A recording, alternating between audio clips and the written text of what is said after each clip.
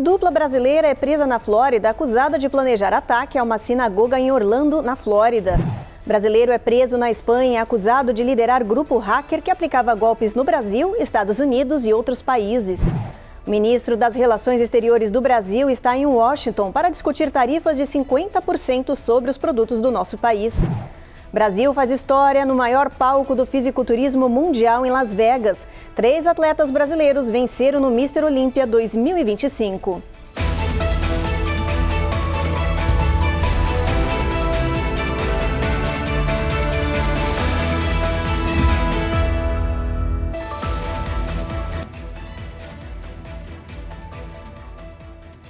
Olá, o Jornal Américas no ar está começando. 2 brasileiros foram presos na Flórida depois que um grupo jornalismo investigativo apurou as evidências e mobilizou o FBI. As autoridades afirmam que eles planejavam um ataque terrorista a um centro judaico em Orlando. Segundo a publicação do grupo Project Veritas, os brasileiros Janaína Toledo, de 32 anos, e Leonardo Corona Ramos, de 42, foram presos em flagrante no estado da Flórida. Eles são acusados de tráfico sexual de menores, conspiração terrorista, entre outros crimes.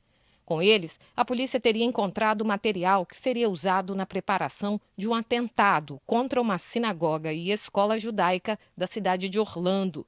Nos celulares dos suspeitos também teria sido encontrado mensagens planejando o crime. Ainda segundo o relatório divulgado pelo grupo, os brasileiros teriam ligação com a organização criminosa venezuelana Tren de Aragua. As autoridades acreditam que as evidências impediram um dos maiores ataques terroristas da história da Flórida. Janaína e Leonardo seguem presos na penitenciária do condado de Orange. As investigações continuam para apurar a extensão do plano e possíveis conexões internacionais. O grupo jornalístico que apresentou as evidências é uma organização sem fins lucrativos, conhecida por usar gravações disfarçadas para investigar corrupção e fraudes em instituições públicas e privadas.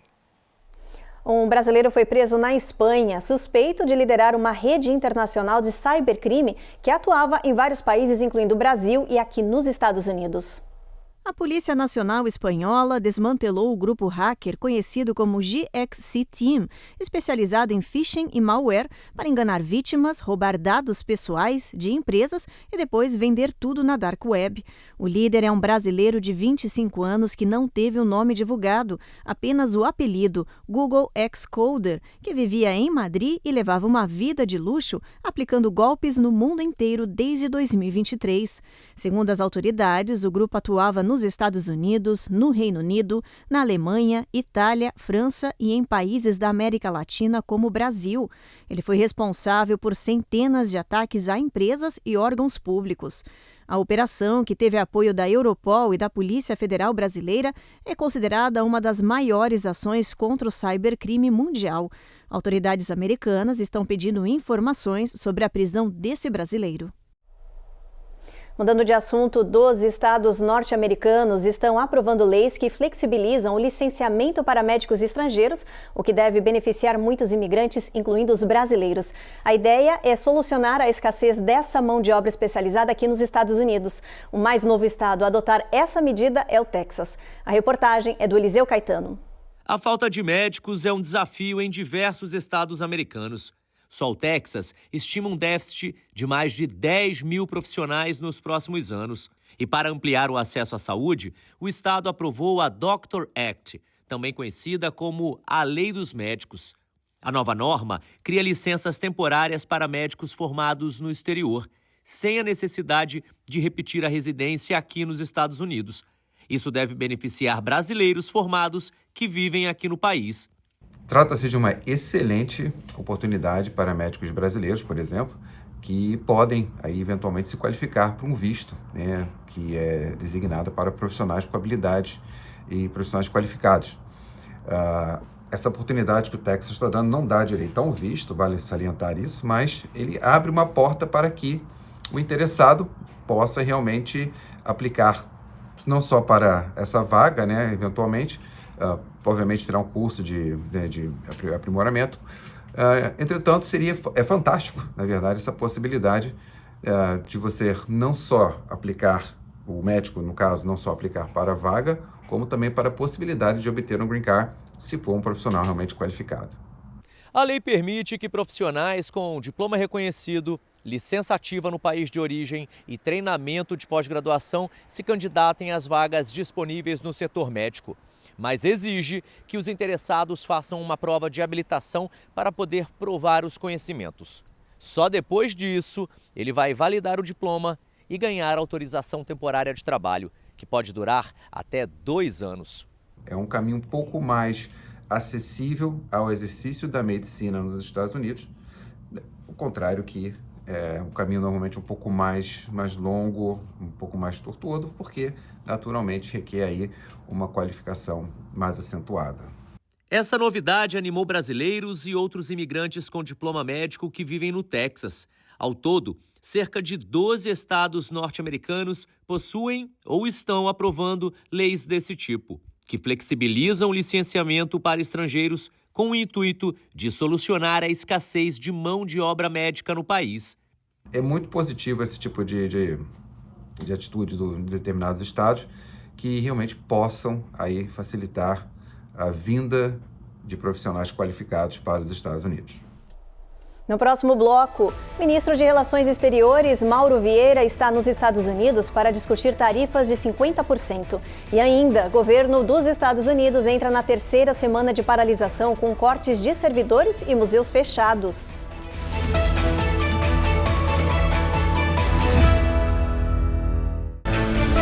Américas no Ar. Oferecimento Uninter. A melhor faculdade para brasileiros nos Estados Unidos. Acesse uninteramericas.com e inscreva-se já.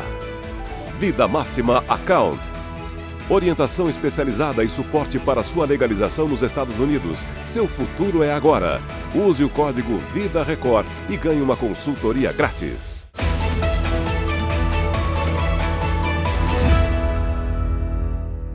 O shutdown entrou na 3ª semana com o governo dos Estados Unidos paralisado. Os impactos já afetam milhares de pessoas. Em Washington, os principais pontos turísticos foram fechados, enquanto funcionários públicos continuam sem receber salário. O presidente Donald Trump anunciou uma medida para garantir o pagamento dos militares.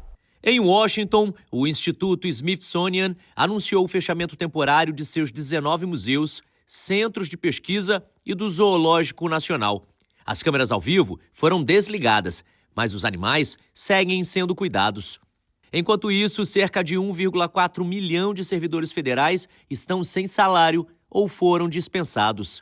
O presidente Donald Trump iniciou uma rodada de demissões em massa, atingindo departamentos como saúde e educação.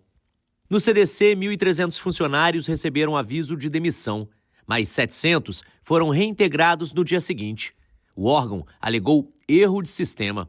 Em meio à crise, Trump anunciou que encontrou recursos no orçamento do Pentágono para garantir o pagamento dos militares. O dinheiro virá de fundos destinados à pesquisa e desenvolvimento.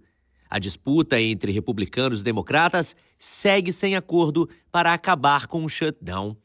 O ministro brasileiro das Relações Exteriores, Mauro Vieira, está em Washington para uma reunião até o final desta semana com o secretário norte-americano de Estado, Marco Rubio. O encontro busca conter a escalada diplomática entre Brasil e Estados Unidos após a imposição de tarifas de até 50% sobre produtos brasileiros. Vieira tenta reabrir canais de diálogo e evitar que as tensões comerciais avancem para sanções políticas.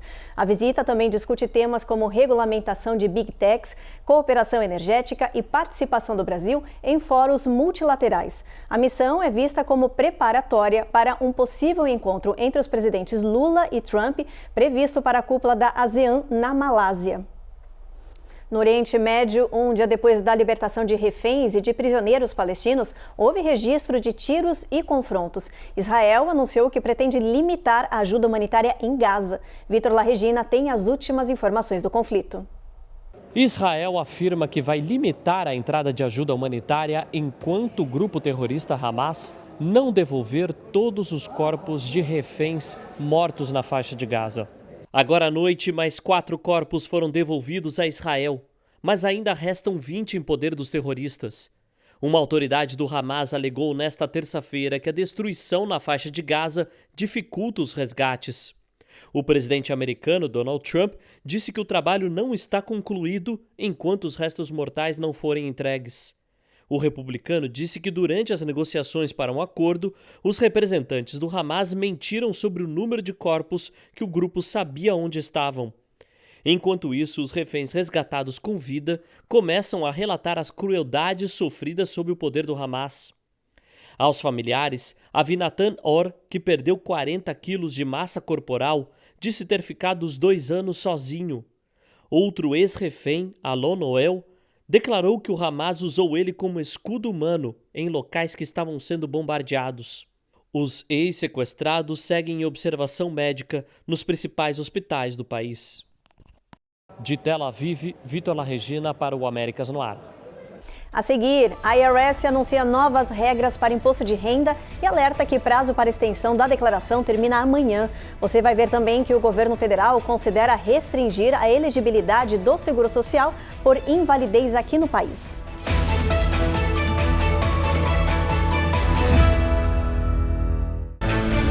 Américas no Ar. Oferecimento EasyPag. Compra inteligente para imigrantes. iPhone desbloqueado, parcelado, só com passaporte.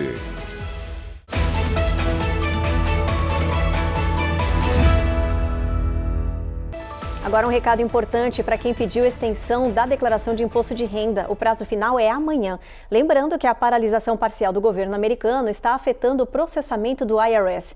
Também foram anunciadas novas regras do imposto de renda. Fique atento. O prazo final para a entrega da declaração com extensão termina nesta quarta-feira, dia 15 de outubro, mas o processo está sendo complicado. Com o shutdown, o IRS, a Receita Federal norte-americana, dispensou cerca de 34 mil funcionários. Isso significa menos atendimento e mais filas e atrasos na análise dos documentos. Apesar disso, o sistema eletrônico continua funcionando. Quem perder o prazo de amanhã pode pagar multa de até 25% sobre o valor devido. E atenção, o IRS anunciou também mudanças nas regras fiscais que já valem para este ano e também para 2026. Os ajustes levam em conta a inflação e a nova lei tributária aprovada em julho. Entre as novidades está o crédito infantil, que subiu para $2.200 por criança. O crédito por renda também foi ampliado. Famílias com renda mais baixa agora podem receber até $7.000 de reembolso, dependendo do número de dependentes e da faixa salarial. Especialistas dizem que muitos contribuintes devem sentir algum alívio nas contas graças às novas deduções. Mas tudo vai depender também do tipo de declaração e da renda de cada pessoa. A outra novidade é para os idosos. Se você tem 65 anos ou mais, você ganha um desconto extra de R$6.000, o que é um grande incentivo para os aposentados. Mais refundo, o governo está dando mais dinheiro de volta para quem tem filhos menores de 17 anos. O governo federal anunciou que está considerando restringir a elegibilidade para os benefícios por invalidez na Previdência Social. Hoje, mais de 15 milhões de pessoas aqui nos Estados Unidos recebem pagamentos mensais por invalidez. A Cuni Rocha tem os detalhes dessa novidade. As mudanças propostas pelo governo dos Estados Unidos podem tornar mais difícil o acesso aos benefícios do Social Security por incapacidade e invalidez. A proposta preocupa milhões de moradores do país, incluindo brasileiros, que dependem dessa ajuda mensal. Atualmente, mais de 15 milhões de pessoas recebem pagamentos mensais por incapacidade ou benefícios pelo Seguro Social Suplementar, que oferece cerca de $800 por mês a idosos e pessoas com deficiência de baixa renda. Com as regras atuais, fatores como idade, histórico profissional e nível de escolaridade são levados em conta para aprovar o benefício. Mas o novo plano do governo federal pretende endurecer esses critérios, eliminando ou limitando o peso da idade, o que, segundo especialistas, pode deixar centenas de milhares de pessoas sem acesso à ajuda financeira. Um estudo do jornal The Washington Post estima que se a chance de aprovação de uma pessoa para acesso aos benefícios cair apenas 10%, cerca de 750 mil pessoas podem deixar de receber os pagamentos nos próximos anos. Além disso, 80 mil viúvos e crianças também seriam afetados caso o benefício do familiar fosse negado. Por enquanto, o plano ainda está em estudos na Casa Branca, mas economistas e políticos da oposição pressionam o governo a repensar a proposta. Eles alegam que as regras atuais já são rigorosas o suficiente para excluir algumas pessoas que precisam de apoio e que o novo modelo de aprovação pode piorar a situação. Mais de 150 estudantes foram colocados em quarentena após um surto de sarampo em escolas da Carolina do Sul. As autoridades confirmaram que 2 escolas foram expostas ao sarampo e, como 153 alunos não foram vacinados, eles tiveram que ser afastados das aulas até o fim do período de transmissão. A Carolina do Sul já registra 11 casos de sarampo este ano, 8 deles só nas últimas semanas. O vírus é extremamente contagioso. Em casos mais graves, pode causar complicações como infecções no cérebro e nos pulmões. Especialistas dizem que a vacinação é considerada a forma mais eficaz de prevenção. Os Estados Unidos enfrentam o maior surto de sarampo em mais de 3 décadas. Só este ano já são 1.280 casos confirmados, o maior número desde 1992. O vírus já se espalhou por pelo menos 38 estados, com 27 surtos ainda ativos. Médicos alertam que o aumento dos doentes no território norte-americano está diretamente ligado à queda na cobertura vacinal e à desinformação sobre imunização. Devemos lembrar que ele tem um período de incubação que pode chegar até 10 dias, onde a pessoa pode contaminar outras sem apresentar sintomas. O pico de proliferação e contaminação são 2 dias antes e 2 dias depois da apresentação das manchas vermelhas na pele. A vacinação é o melhor combate ao sarampo. E as pessoas que tiveram contato ou já apresentam sintomas de contaminação devem ficar isoladas. Na Flórida, uma cena de tensão foi registrada. Uma criança pequena sozinha em uma rodovia movimentada. O caso aconteceu em Northport, em um trecho da rodovia federal US 41. As imagens da câmera frontal de uma viatura registraram o momento em que uma criança pequena corre entre as faixas de rolamento à noite, em meio a veículos em alta velocidade. O policial que patrulhava a região agiu rápido, parou o trânsito, evitando a tragédia, e correu atrás da criança. Segundo a polícia local, a menina tinha necessidades especiais e acabou sendo salva. Ela tinha escapado de casa sem que os responsáveis percebessem. As autoridades pediram atenção redobrada dos pais e cuidadores para situações desse tipo. No próximo bloco, times brasileiros de vôlei avançam em torneios classificatórios para Olimpíadas e Paralimpíadas de 2028. E tem Mister Olímpia. Atletas brasileiros ficam no topo do pódio do fisiculturismo mundial em uma competição em Las Vegas.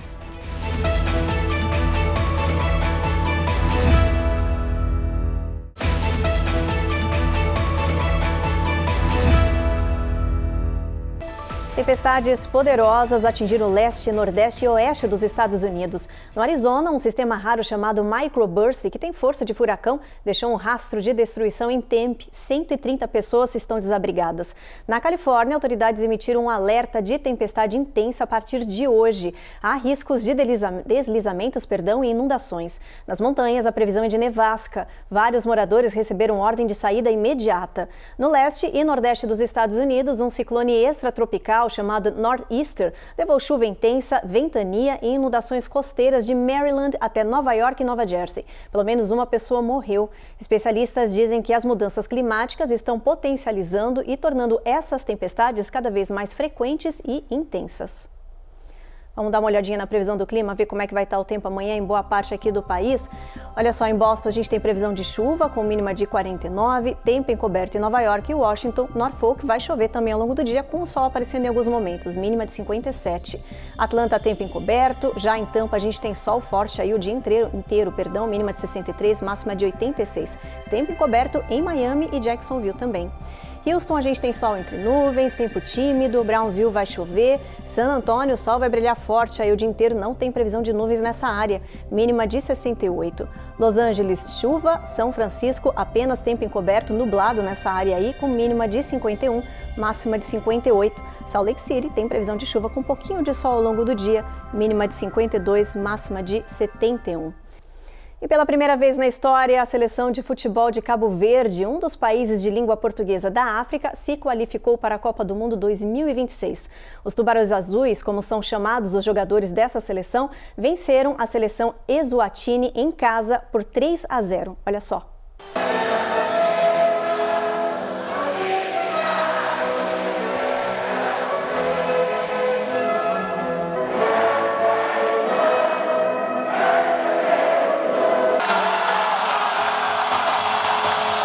Milhares de adeptos concentraram-se num único espaço para apoiar o povo das 10 ilhas no grande jogo decisivo entre Cabo Verde e Eswatini. Aos 48 minutos, o golo inaugural do avançado Daylon Livramento despertou a fúria dos Tubarões Azuis. 6 minutos depois, a seleção cabo-verdiana aumentou a vantagem, desta vez por intermédio do Willy Semedo.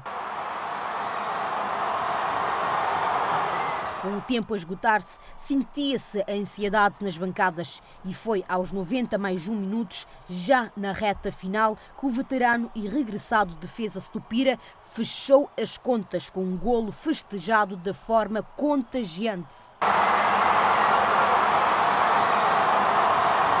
E sim, fomos qualificados para o Mundial de 2026. A alegria é tanto para todos os cabo-verdianos da diáspora aqui em Cabo Verde e também para a seleção, para os Tubarões Azuis. Sem palavras, sem palavras. Acho que é um momento único para o nosso país. Não só para nós, mas para todo o povo. Consegui, já há vários anos não estava a correr atrás desse sonho. É uma felicidade com que poder explicar, é um orgulho. E viva Cabo Verde! O Estado Nacional transformou-se num mar azul de lágrimas e alegria. Os jogadores choraram, o público cantou e o sonho tornou-se realidade. Mostramos que quando estamos unidos, quando competimos, ganhamos. É Cabo Verde que está a crescer, é Cabo Verde que está a ganhar. É simplesmente extraordinário o que aconteceu hoje aqui. É o símbolo de todo o crescimento desta nação global cabo-verdiana. Satisfatório, um grande momento, isto é histórico. Não só ganhamos, como ganhamos bem, convencemos. Cabo Verde está de parabéns, grande vitória, estamos no Mundial. O Brasil brilhou em duas frentes do vôlei internacional no final de semana prolongado do feriado de Columbus Day. No vôlei de praia, na Califórnia, Duda e Ana Patrícia conquistaram a medalha de bronze no Elite 16 ao vencerem a dupla americana por 2-0. Na final masculina, Evandro e Arthur Lance ficaram com a medalha de prata após derrotarem os jogadores do Catar. Já no vôlei sentado, o time feminino venceu a Holanda com tranquilidade, enquanto o masculino derrotou o time da Austrália em sets diretos. As equipes buscam agora uma vaga na semifinal. As competições são classificatórias para os Jogos Olímpicos e Paralímpicos de Los Angeles de 2028. E olha, o nosso país fez história no maior palco de fisiculturismo mundial. 3 atletas brasileiros venceram suas categorias no Mr. Olímpia 2025, que foi realizado em Las Vegas, nos Estados Unidos. A reportagem é da Carla Marinho.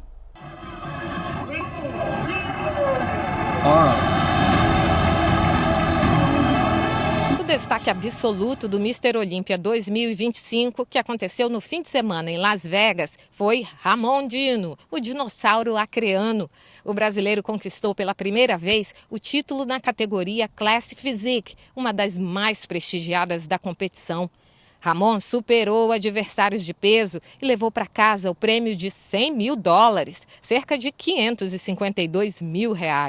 A vitória do acreano encerra uma trajetória marcada por vice-campeonatos e coloca o Brasil no topo do fisiculturismo masculino mundial. Como eu tinha dito antes, esse poderia ser o ano de Ramon Dino. E também com o nosso Eduardo Bezerra, sagrando-se o Miss Olímpia, da categoria Wellness.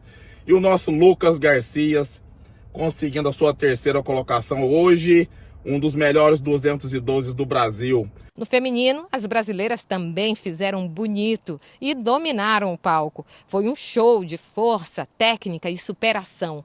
Na categoria Wellness, Eduarda Bezerra foi campeã, seguida pela também brasileira Isabela Pereira Nunes, que ficou com o 2º lugar. Já a Natália Coelho venceu na categoria Women's Physique, mantendo o domínio do Brasil. A A edição 2025 da maior competição de fisiculturismo do mundo contou com 11 categorias e mais de 50 brasileiros classificados. Com essa conquista, o Brasil soma 17 títulos no Mr. Olímpia e reforça a posição como uma das maiores potências do fisiculturismo mundial. O Brasil tem um grande potencial, né? E isso aí é o resultado de muito sacrifício, muita garra, muita coragem para poder estar ali todos os dias e abdicando de muitas coisas, de festa, de balada, de muitas coisas. Esse é o bodybuilder, aqui ó, focado para aquilo que ele almeja em sua vida. O Jornal Américas no Ar termina agora. A gente agradece a sua companhia e te espera na próxima edição. Até lá!